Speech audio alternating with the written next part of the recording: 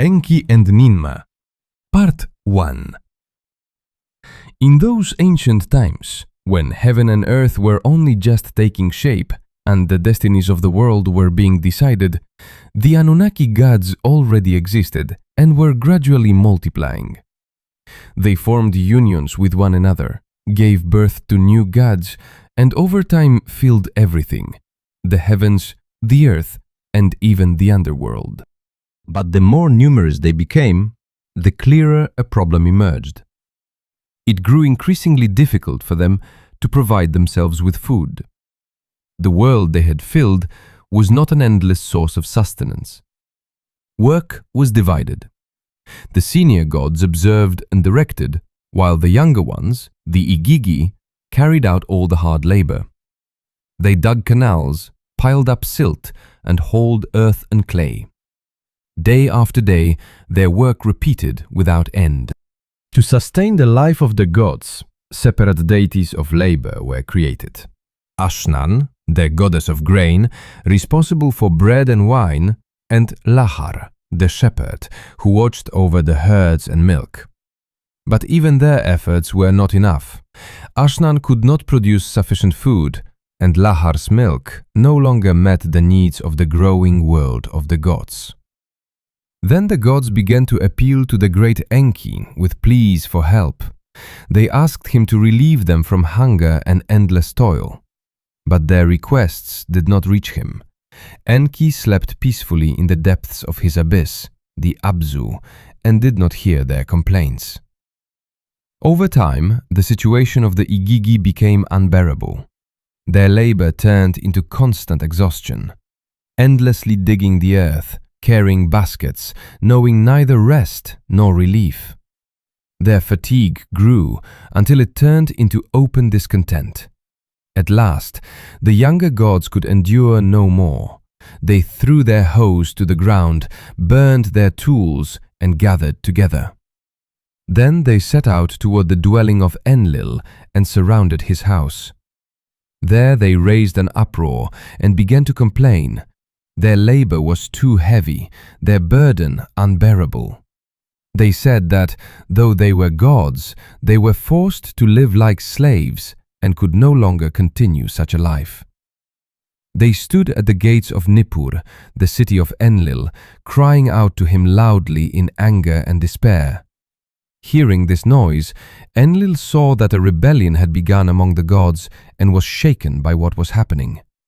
Realizing the seriousness of the situation, he sent a message to Enki, informing him that the Igigi had refused to work and were demanding an answer to their grievance. Part 2. At that time, the great sage and creator, one of the elder gods, Enki, lay upon his couch and did not awaken. He was in the deep Engur, in the flowing waters of the abyss, in a place whose inner essence no other god knew. The gods wept and said, "He is the cause of our sorrow." Then Mamu, the primordial mother who gave birth to the elder gods, took the cries of the younger gods and brought them to her sleeping son. She said to him, "Do you truly lie here and not awaken? The gods whom you created are suffering. Enlil is surrounded. The Igigi have risen and have burned their tools of labor.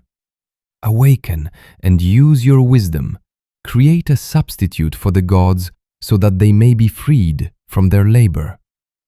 At the words of his mother, Enki rose from his couch.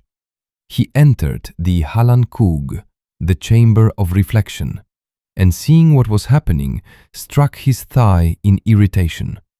Yet he remained the wise and thoughtful creator of all things, the one who gave life to the birth goddesses. He focused on what was happening and considered the proposal. Then he said to his mother, "The being that you have conceived will indeed come into existence. We shall place upon it the burden of the gods. You will need clay from the Abzu. The birth goddesses will pinch it off, and you will shape it. Ninmah will help you, and with her will stand Ninimah, Kuziana, Ninmada, Ninbarag, Ninmug, and Ninguna while you create it. After you determine its form and destiny, Ninmah will place upon it all the work that the Igigi once performed. After this, Enki considered his plan and gathered the gods for a feast to announce his decision. He said to them, "There is a way to ease the labor of the Igigi and to avoid conflict. I will create a substitute for them, and the burden will be lifted from them." The gods listened to his proposal and approved his plan. Then Enki told them that he intended to create a new being, humanity. Labor would be assigned to it.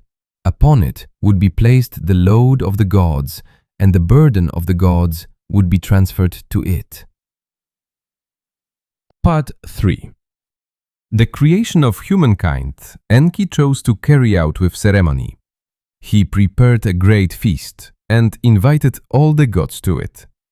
All the royal birth goddesses drank and ate, tasting sweet reed and freshly baked bread. Great Anu, valiant Enlil, and the Lord Nudimut roasted sacred goats. All the elder gods praised Enki. "O Lord of vast understanding, who can compare with you in wisdom? Enki, great Lord, who can compare with your deeds? Like a true father, you possess the meh that determine destinies. You are these meh." At this feast, Enki and his helper Ninmah, dweller of the depths of the earth, drank sweet wine and became intoxicated with joy. In a state of drunkenness, they approached the vessel of clay from the depths of the Abzu and began to knead it. Ninmah, with trembling hands, began to shape beings. And then Ninmah said to Enki, "The body of a human may be different, good or bad. I will create them, and from you, Enki, it will depend what their fate will be, good or evil." Enki answered her, "Whatever being you create, I will be able to determine its fate." Then Ninmah took clay from the top of the Abzu and began to create humans. First, she created a man with weak, outstretched arms who could not bend them. Enki looked at him and determined his fate. He became a servant to the king. Second, she created a man whose eyes were always open and who could not turn his gaze away from the light. Enki looked at him and determined his fate. He came to serve the king in the art of music and received a place at court. Third, she created people with physical impairments, one with broken legs, another paralyzed. Enki looked at them and determined their fate, assigning them tasks and crafts in accordance with their condition. Fourth, she created a man who could not control his urine. Enki looked at him, cleansed him with water, and drove out of him the illness associated with the evil spirit, Namtar. Fifth, she created a woman who could not bear children. Enki looked at her and determined her fate. She was assigned to serve in the queen's court. Sixth, she created a being without sexual organs.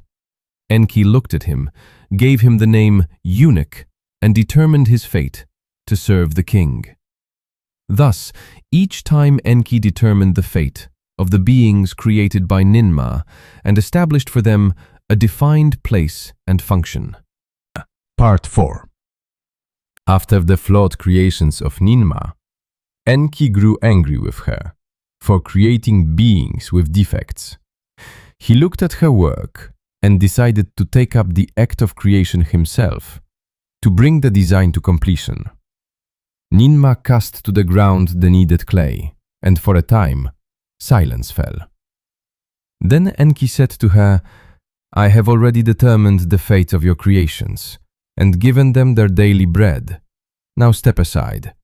I will create a being myself, and you will determine its fate." Enki conceived a new being, with an altered arrangement of the head, the eyes, and the mouth. He said to Ninmah, "Let the seed be placed in the womb of a woman, and she shall give birth to a child." Ninmah awaited the birth, and the woman gave birth to a being named Umul. Its body was completely afflicted. The head, the eyes, and the mouth were deformed, the neck weakened. It barely breathed, its ribs trembled, its lungs were weak, its heart stricken, its inner organs disordered. It could not bring food to its mouth. Its head would not stay upright. Its spine was twisted. Its legs could not support it. Such a being Enki created. He said to Ninmah, "I have already determined the fates of your creations and given them bread. Now you determine the fate of my creation." Ninmah tried to interact with Umul. She spoke to it, but it did not respond. She offered it bread, but it could not take it. It could neither stand, nor sit, nor lie down. It could not dwell in a house, and could not eat. Then Ninmah said to Enki, "The being you have created is not a complete human. It cannot exist on its own, and has even more defects than my creations." Part 5. Enki answered Ninmah, "I determined the destinies of your creations and gave them bread. Now it is your turn to determine the fate of my creation." Seeing that he had not put much effort into it, Ninmah replied to Enki with irritation, "Listen, you dwell neither in heaven nor upon the earth, and you do not see what takes place in the world. Where you do not abide, no one hears what I hear within my house. Where you do not live, but where my city was founded, I am forced to remain silent in humiliation. My city is destroyed, my house is destroyed, my children have been taken captive. I am a fugitive, cast out from a Kur, and even I myself could not escape the hand of those who rose in rebellion."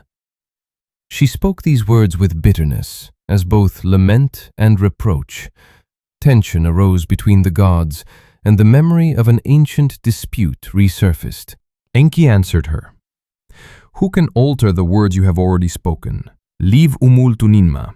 Let your work be tested. You created an imperfect being, and who can oppose it?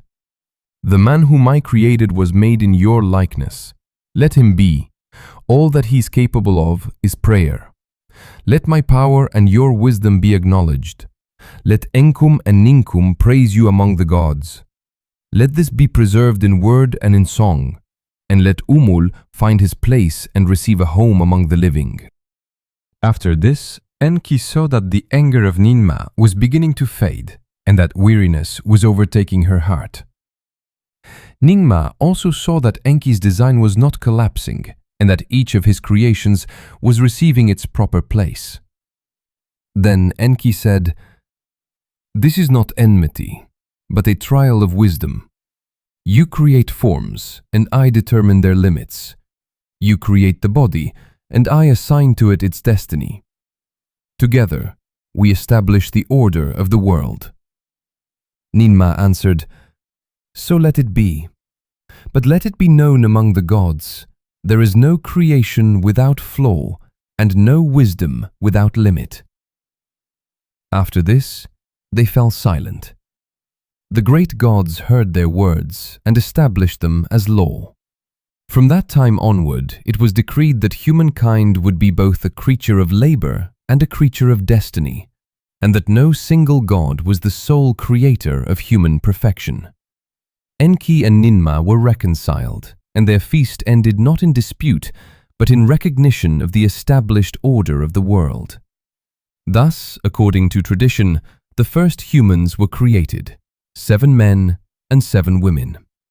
They were called the Sumerians, that is, the black-headed people. They took upon themselves the burden of the Igigi gods, hard labor, the provision of food for the gods, service to them, and the fulfillment of all the duties that had previously been carried out by the lesser gods. In this way, conflict among the gods was prevented, and the labor that had caused their rebellion was transferred to humanity. Commentary. The story of Enki and Ninmah is a Sumerian myth about the creation of humanity.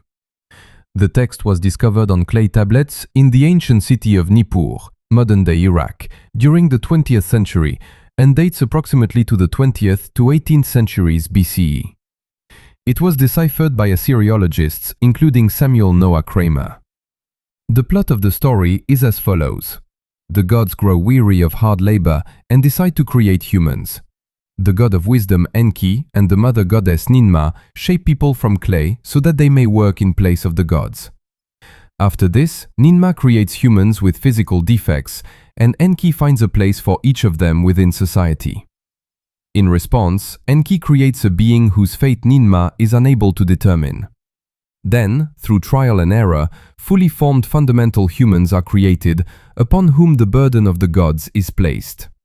The central meaning of the story is that even imperfect people have a role, and that wisdom surpasses the mere power of creation.